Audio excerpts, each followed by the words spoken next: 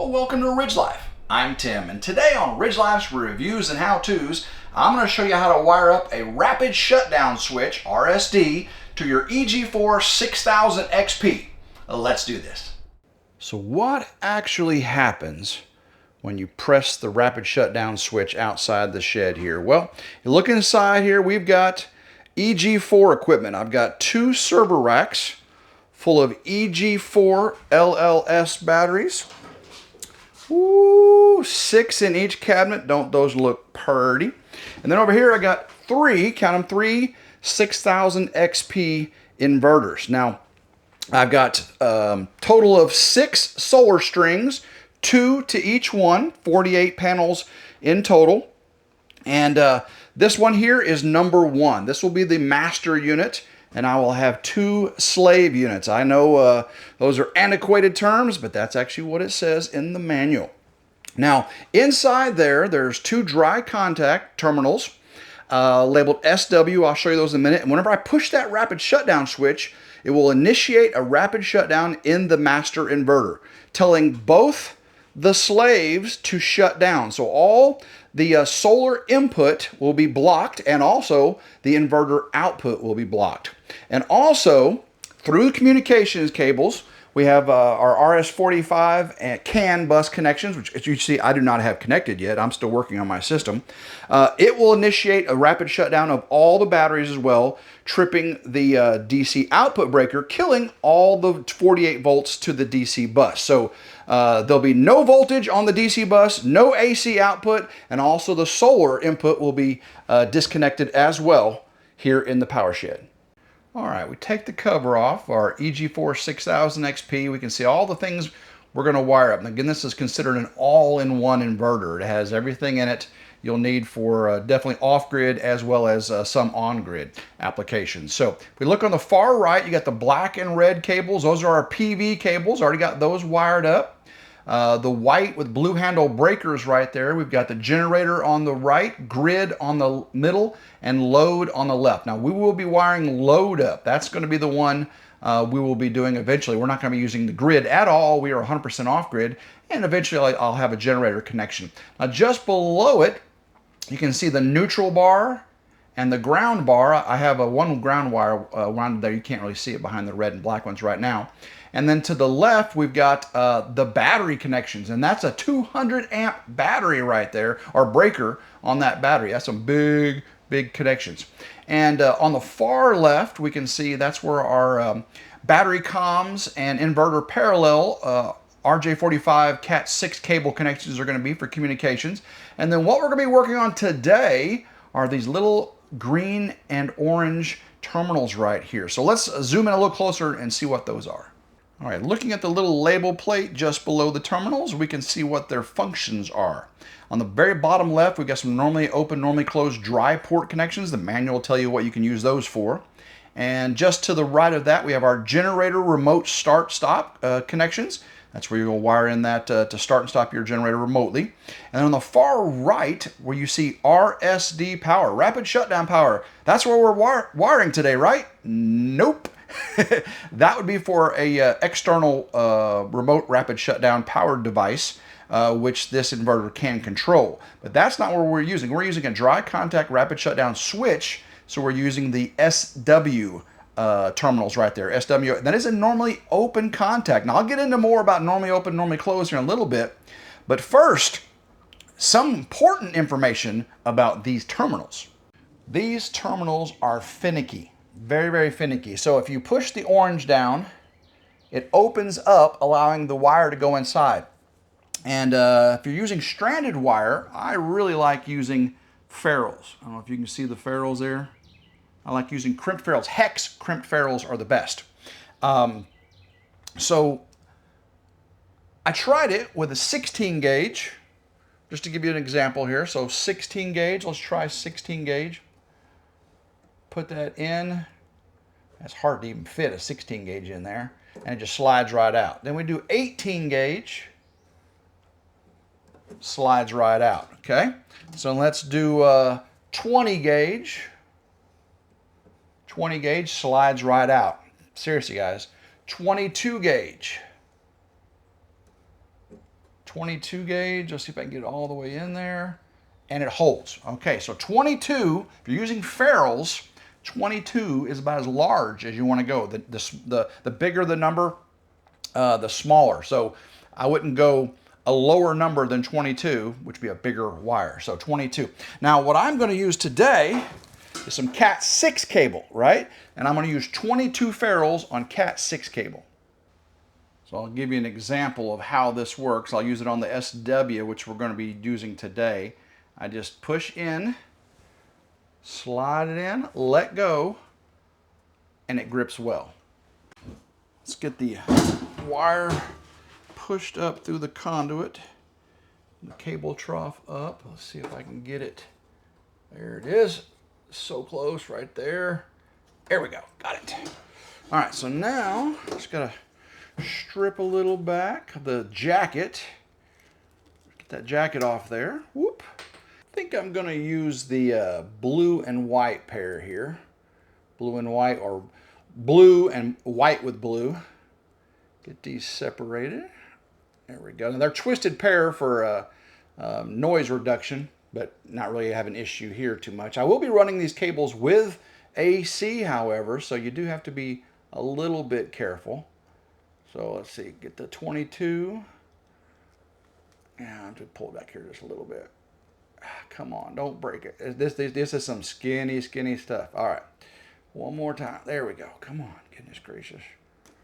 There we go. Got it off there, and then the same thing for the blue. Almost need to get some better strippers here, don't I? There we go. All right, now I can put my ferrules on. All right, so I've got my box of ferrules here. Now, guys, you should get yourself a box of these ferrules. They are helpful for all kinds of. It's just so much better to use ferrules. And then I've got this really nice Klein tool hex crimper too. If I can think about it, I'll put links in the video and down in the description for some of these tools I use, because they are very helpful. And not a paid sponsorship either, by the way, guys. All right, so we got the 22 gauge. I like to go till it sticks out right near the end. Right near the end there, okay. Get my hex crimper. And this is good for down to 22. Make sure I don't go too far right there. Right there. Crimp, perfect. All right. Let's get another white one. Again, I didn't, 20 and above size-wise would not work. Just too big. All right. And these will work just perfectly. All right, perfect. All right, so now I can get these up in there. I'm going to clean up this cable first. I'm going to cut these wires off and put a little tape around the end. Got that cut off all pretty. Put just a little bit of red tape around there. And you can use any color tape you want. I'm just using red to make it look nice and pretty. There we go. All right, so now I can get these wires in the terminals. All right, these are not polarity sensitive. So the fourth one over, 1, 2, 3, 4. Just slide the blue one in all the way, let go. And I need to do the same thing to the white one. Slide it in, let go. And now both of those are in tight. Now, let's run this to the back where my lower voltage stuff is. Now my batteries are actually up to 460 volts. I know it's DC, so there's no problem with induction with DC. There's no circulating or alternating currents. But the 120 in the back is very, it's only 120, right? So run all this behind here. And when I get done, I'll have sticky backs, make everything all pretty. But I'm just gonna make sure I get everything running behind. And then I got a 3/4 inch conduit right there. It goes out to the GFCI and then up to the rapid shutdown switch. So now let's go out and take that GFCI apart.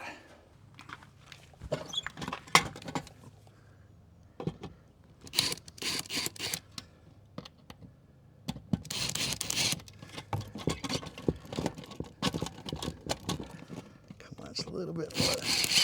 There we go. Set that down.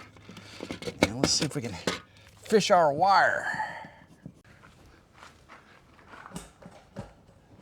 That There we go. Hey, we got it through. Get this cover off here.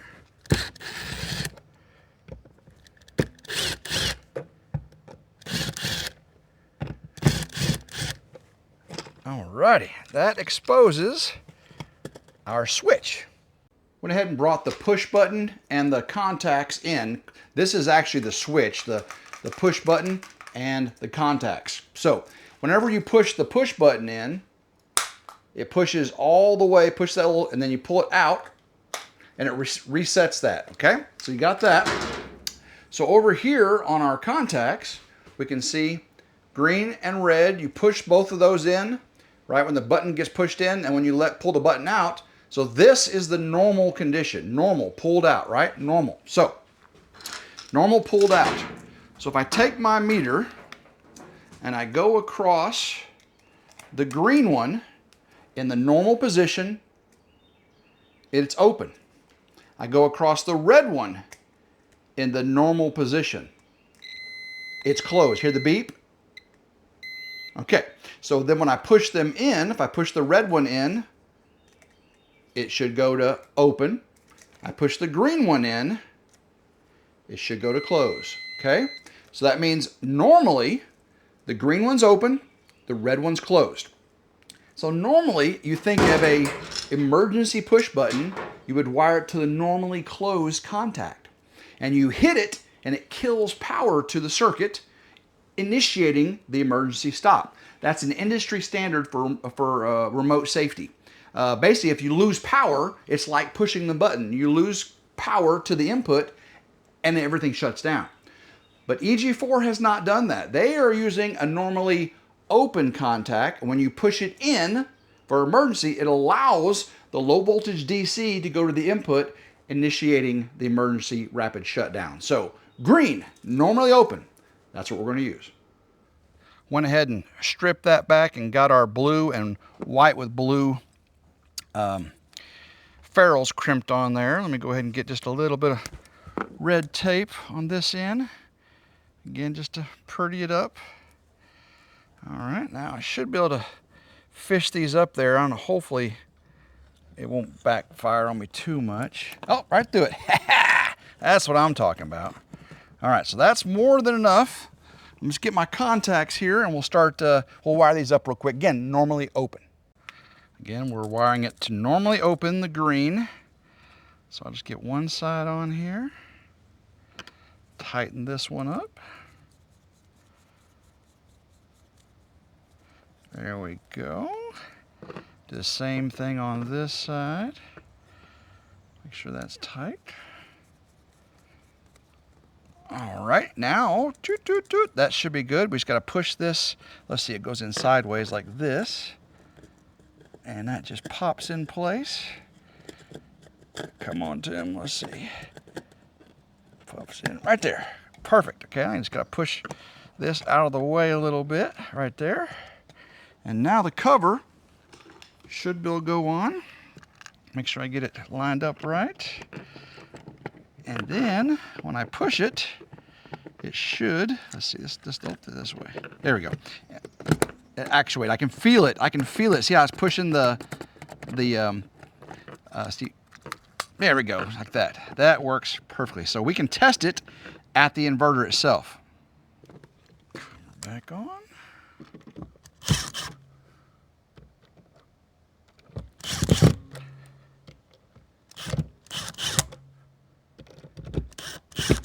All right, so out, normal position, should be open in there, pushed in, closed position, should be closed in there. We'll start off, we'll test it in the open position. All right, it is open. I push it on the terminals, no sound. All right, so we go out and push the button, we'll come back in, test this again.